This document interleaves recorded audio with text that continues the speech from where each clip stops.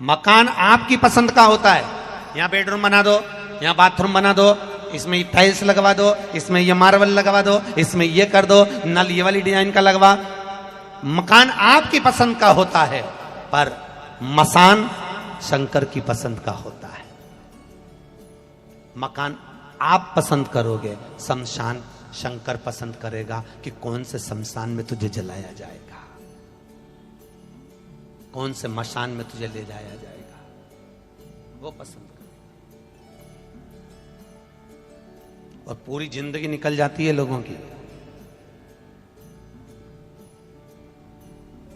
एक दूसरे को नीचा दिखाने के चक्कर में हर बार कहता है मेरा समय आन दे तब बताऊंगा इसको तुम्हें। क्या बोलता है? अरे बोलो तो जम के, क्या बोलता है? मेरा समय आन दे जब दिखाऊंगा। कई माताएं कह देती मेरा समय आन दे जब बताऊंगी इसको तो अच्छी। समय आन दे 18 साल की आयु में आता है तो भी कहता है समय आन दे जब बताऊंगा। 30 साल की आयु में आता है जब कहता है एक बार मेरा समय तो आन दे तब बताऊंगा इनको, तो एक एक को, पूरे परिवार को, पूरे खानदान को समय आन दे जरा। 60 साल का हो गया फिर कह रहा है अभी आन दे मेरा समय, फिर बताऊंगा इसको। तो 70-80 साल की आयु हो गई फिर के मेरा समय आन दे फिर बताऊंगा तेरे को। और इतने में चक्कर आए, नीचे गिर गया, हॉस्पिटल लेकर गए, डॉक्टर ने आईसीयू में पटका और डॉक्टर बाहर निकलकर बोला इनका समय आ गया। डॉक्टर बोल रहा है। तब पलंग पे पड़े पड़े ध्यान में आया समय आना इसको कहते हैं। पूरी समय हर बचपन में सोचा था अभी खेलने की उम्र है, जवानी में सोचा भोग विलास की उम्र है, अधेड़ी में सोचा कमाने की उम्र है, और बुढ़ापा कब आ गया मालूम ही नहीं पड़ा। साहब कब आ गया मालूम ही नहीं पड़ा। इतना इतना प्रेम से आनंद से इतनी अच्छी जिंदगी जी रहे थे, यार कहां बुढ़ापा।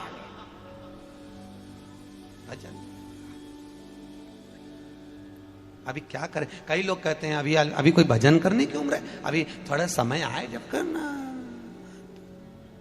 जोड़ो, अभी तो काय की उम्र है, खूब कमा कमा के जोड़ो, खूब जोड़ो, खूब जोड़ो, खूब जोड़ो, और आखिरी में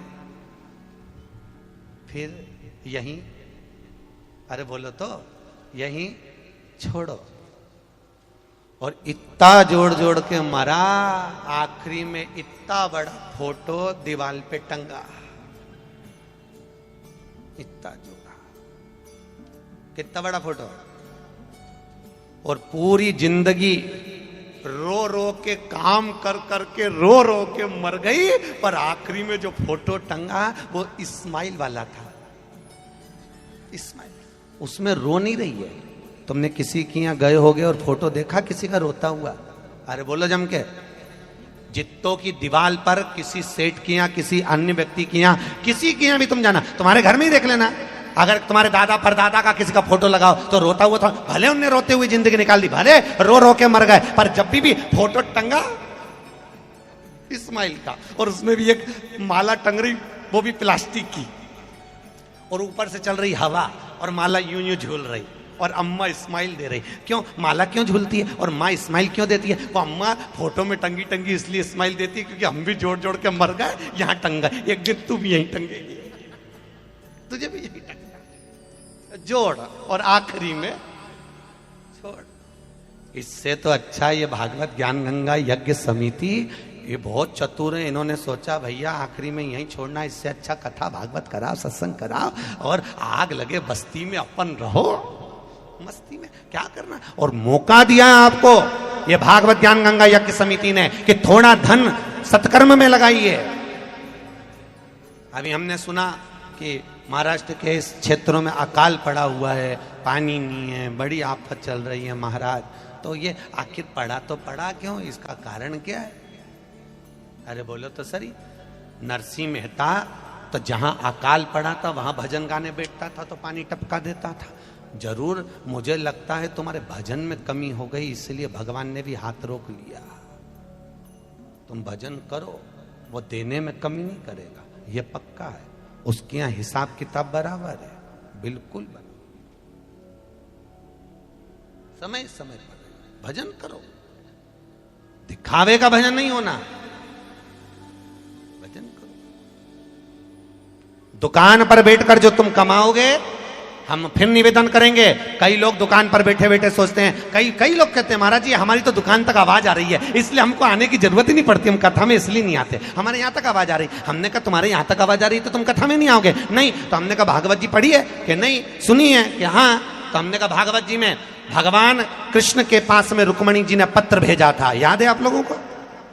तब भगवान कृष्ण के पास जब पत्र गया तो भगवान कृष्ण ने रुक्मणी के पत्र को पढ़कर कहा कि ब्राह्मण देवता रुक्मणी जी से जाकर कह दो तू श्रृंगार करके जगदम्बा के मंदिर पहुंच जा, मैं तुझे लेने पहुंच जाऊंगा। सही है कि गलत है?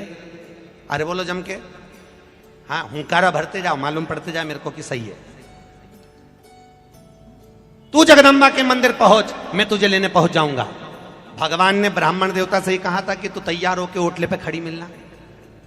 भगवान ने ये कहा था कि तू तैयार होके छत पे मिलना।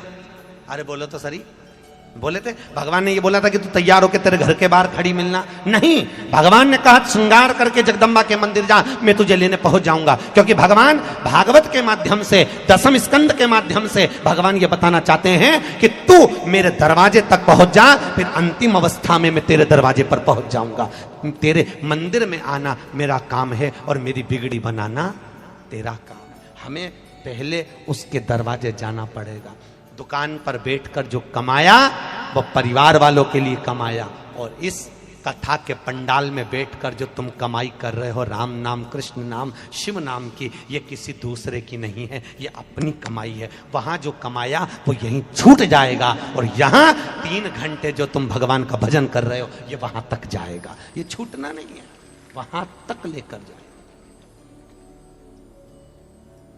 घबराना मती। तुम सब शिव भगवान की कथा सुने हो, अगर दिक्कत भी आए तो शंकर को याद करो, डोलो मत। शरीर साथ देता था तब कथा में नहीं गई, तब नहीं गई कथा में, घर से फुर्सत नहीं मिली, टाइम नहीं महाराज, टाइम नहीं। भगवान भी सोचे तेरे पास अभी टाइम नहीं, घर छूट नहीं रिया तो अगला जन्म तेरा छिपकली का पक्का, एकदम पक्का। क्योंकि जिससे घर नहीं छूटे तो छिपकली से भी घर नहीं छूटे। भगवान ने कहा तेरे से घर नहीं छूटे तो उसी घर में छिपकली बन के भेजूंगा, क्योंकि तेरी आदत तेरे से छूट ही नहीं रही, टाइम पे तो घर से निकल ही नहीं रही, तेरे से घर नहीं छूटे। तो भगवान ने कहा इससे घर नहीं छूट रहा। भगवान ने यमराज से कह दिया बना छिपकली पट दे, उसी मकान में भेज दे। जिस हॉल में रहती थी, जिस कमरे में रहती थी, वहीं चिपकी, और पूरी आंख खोल खोल के देख रही सबको, चिपकी चिपकाई, दीवार पे चिपकी और वहीं से देख रही सबको, सबको बोल नहीं रही कुछ भी, बस देख रही है। अच्छा 3-4 बार भगा दी भी, फिर आ गई, वापस चिपक गई, फिर छोरा छोरी ने झाड़ू से भगाया, इसके बाद फिर आके चिपक गई, फिर देख रही। इतने में छोरा छोरी दौड़ के आया, मम्मी मम्मी, वो तो ऐसे घूर घूर के देख रही, क्योंकि उसको मालूम नहीं है ये घर की डोकरी, घर नहीं छूटा, इसलिए चिपक गए। कौन समझा?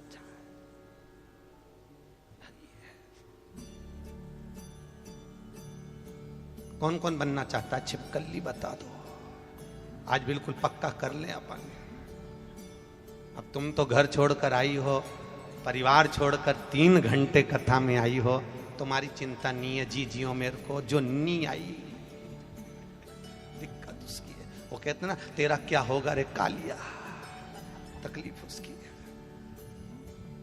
दिक्कत तुम्हारी पड़ी, टेंशन लेने की जरूरत है। तुम मस्त, अब तो तुम 7 दिन की कथा सुनने के बाद तुम्हारी मर्जी पड़े घर छोड़ो मत छोड़ो, तुम तो भगवान का बस घर में भी रहना ना, तो जपते रहना ओम नमः शिवाय, ओम नमः शिवाय, हरे हरे भोले।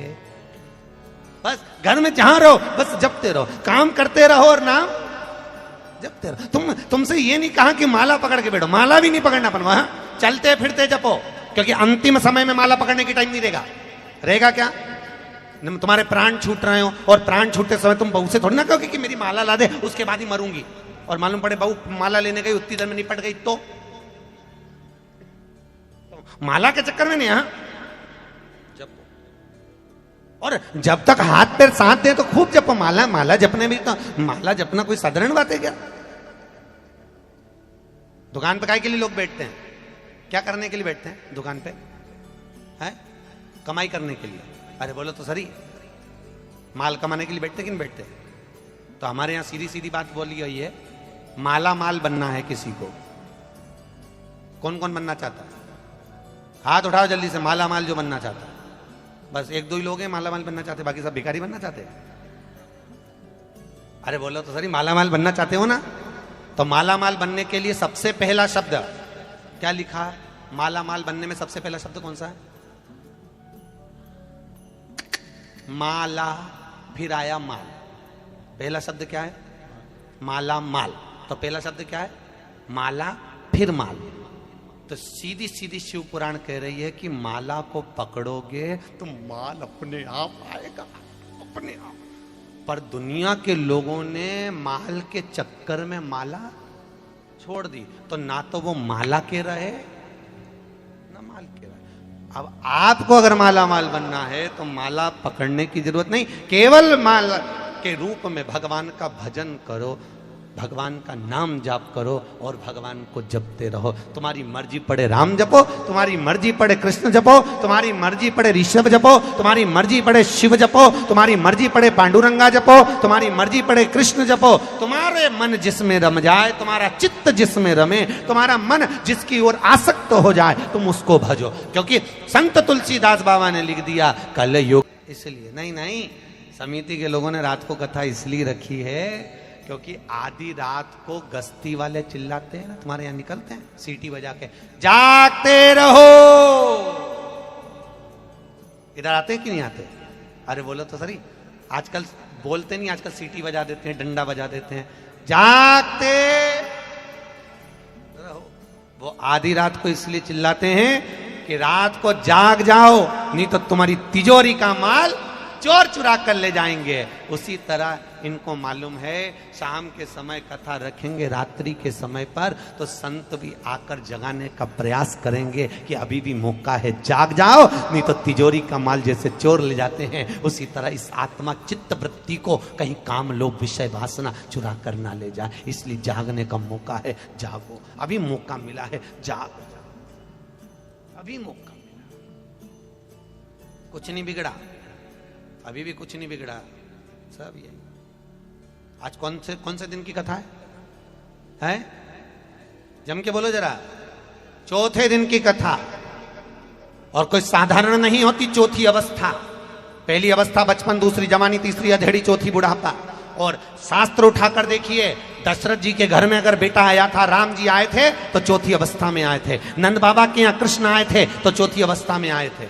दशरथ जी 60 के हुए, भगवान राम को प्राप्त करा। नंद बाबा 60 के हुए तो कृष्ण को प्राप्त करा। आंतरी ऋषि 60 के हुए तो दत्तात्रेय भगवान को प्राप्त करा। कदर्म जी 60 के हुए तो कपिल देव महाराज को प्राप्त करा। 60 की अवस्था में राम प्राप्त हुए थे, 60 की अवस्था में कृष्ण प्राप्त हुए थे। और यहाँ शास्त्र भी कहता है 60 की अवस्था जब आती है तो गवर्नमेंट भी रिटायर कर देती है, जाओ, अभी तक तुमने परिवार के लिए